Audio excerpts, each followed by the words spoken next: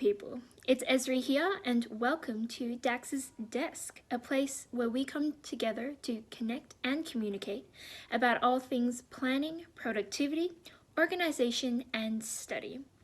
And we'll actually be hitting all those bases today, which I'm really excited about. So I've been going on about the new semester and how I prepare for it, but I haven't actually gone to tell you guys what I've been doing for the past 1 to 2 weeks. So for the new semester, I have quite a few difficult subjects. I have a double point subject. I have a subject which is on 3rd year level, and I'm in 2nd year currently right now. So I know it's going to be a little tough. I was feeling a little bit worried about how much preparation I'd done beforehand, so I thought I would share with you what I decided to do and why this has helped me. So the first step would be planning. And this is when you get your syllabus, which you may only receive on the first day. However, if you're like me, you might get a schedule beforehand. And with this syllabus, you can see what all the topics or modules are, when all the big assessments are, such as tests or assignment dates, and what you're required to do over the semester and what your workload is. So the first thing I would do is get that planner out or that Google Calendar and put in those dates because they're really important. We don't want to, even if we can, we don't want to fit all those dates in our head because they're really easily forgotten, and it's just much clearer when you write it out. So what I would do is I would schedule these and know that, hey, if I've got 2 tests in 1 week, I really don't want to say yes to a party the night before. No, don't do that. So the second tip is about scheduling, which is to do with productivity. Because I believe if you take the time to schedule, 10 to 30 minutes should be enough, you will work much better with much more focus over the course of the day or the week.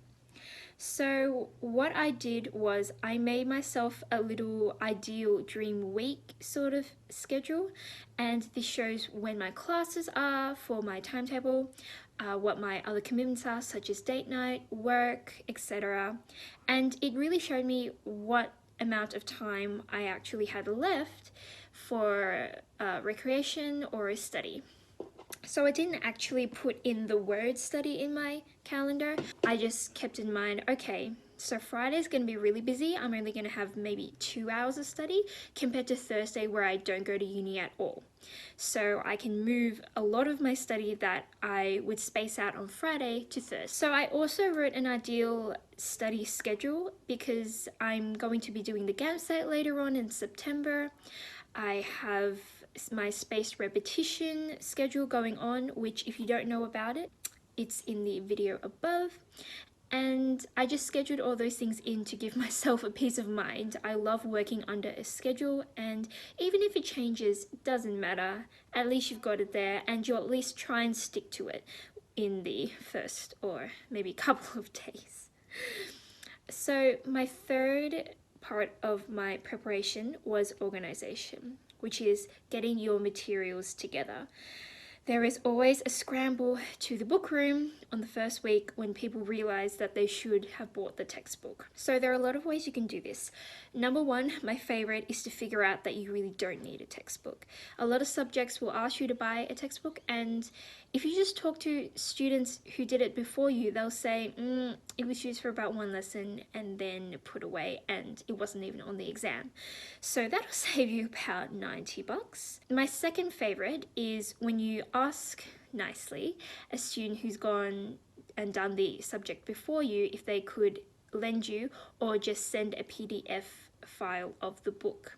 So that's what I've done for my anatomy subject next semester, because there are about 4 textbooks that they recommend, and I've just procured them from a student in 3rd year who has been my friend for a couple of years.